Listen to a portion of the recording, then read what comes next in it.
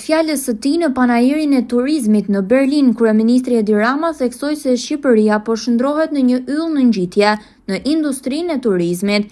Ai përmendi përpjekjet e shumta që janë bërë për të kaluar në perëndim dhe nënvizoi se vendi kërkon një lojë të ndershme për të zhvilluar më tej turizmin.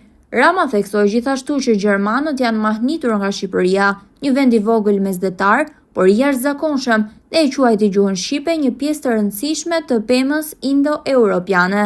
Shqipëria nuk është kurrë e mërzitshme, shtoi ai, duke ftuar udhëtarët të zbulojnë bukuritë dhe mundësitë që ofron vendi. Gjitje që po ngërthen vëmendjen e botës. Berlini, Dortmundi, Frankfurti, Baden-Baden, Leipzigu, Nurembergu, Stuttgarti, Düsseldorfi kanë të gjitha lidhje drejt për drejta me Shqipërinë dhe shumë prej tyre me kosto të ulët. Gjermanëve ju pëlqen që të shpenzojnë shumë, por edhe janë kursimtar të mëdhenj dhe duan shumë fluturimin me kosto të ulët, e di këtë. Gjatë pikut të sezonit turistik shtohen edhe destinacione të tjera. With a perfect mix of affordability, një kombinim të përsosur, përballueshmërie, peizazhesh mahnitse, Shqipëria është ndruar në një nga destinacionet më të nxehta turistike të botës dhe ky është vetëm fillimi. Është fillimi sepse presim me padurim të kemi një të ardhme edhe më të shëndritshme ekonomike, një rritje të shndrueshme që do të formsohet jo vetëm nga të qenit tërheqës si destinacion turistik, por edhe nga roli ynë si model për turizmin miqësor, ekologjik dhe eksperjencat luksoze. Gjatë dekadës fundit,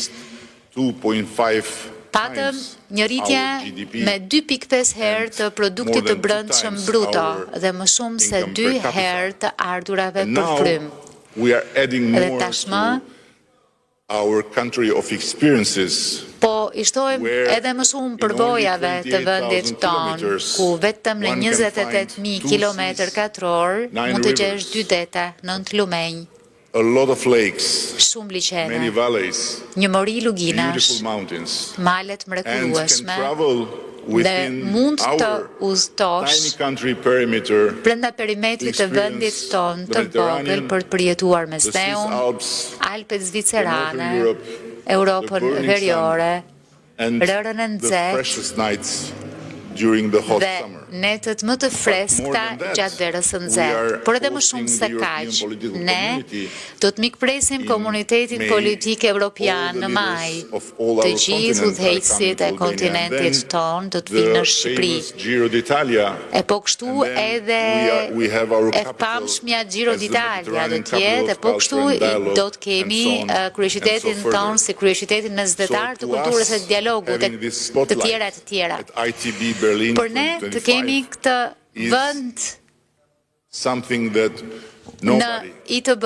Berlin është diçka që askush, vërtet askush në vendin ton nuk e imagjinonte që do të ndodhte sa të ishte gjallë. Jo vetëm që po ndodh, por është një përvojë kaq shpërulse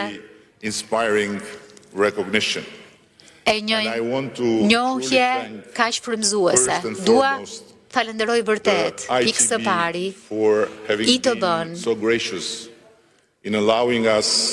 që ka treguar kaq shumë vjeshi, që na ka lejuar të shijojmë këtë shpërblim, e që na ka dhënë diçka për cilën ne shqiptarët kemi luftuar për kaq shumë kohë. Mundësinë për t'i treguar botës se jemi krejt ndryshe nga stigma e kaq shumë viteve në Gjermani e në vendet e tjera të botës për ne. E për ta përmbyllur, më lini që them që për gjysmë shekulli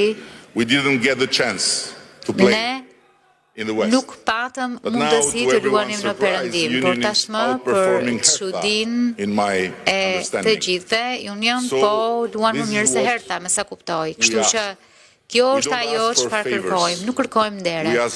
Kërkojmë vetëm lojë të ndershme. The first recorded German traveler to Albania was Udhëtari i parë i regjistruar gjerman në Shqipëri ishte Arnold von Hart, I cili vizitoi tokën tonë në shekullin e 15, dali në vendin tonë dhe u mahnit kaq shumë nga tradita jonë unike e gjuha jonë sa që dokumentoi 10 fjalë tipike shqiptare. Këto fjalë janë një dëshmi e jashtëzakonshme e trashëgimisë sonë të pasur, pjesë e së cilës është po kështu gjuha jonë, e cila është një rrjedhojë e drejtë për drejtë e sanskritishtes dhe një deg e më vetësishme e temës indo-europiane, e gjuhëve indo-europiane.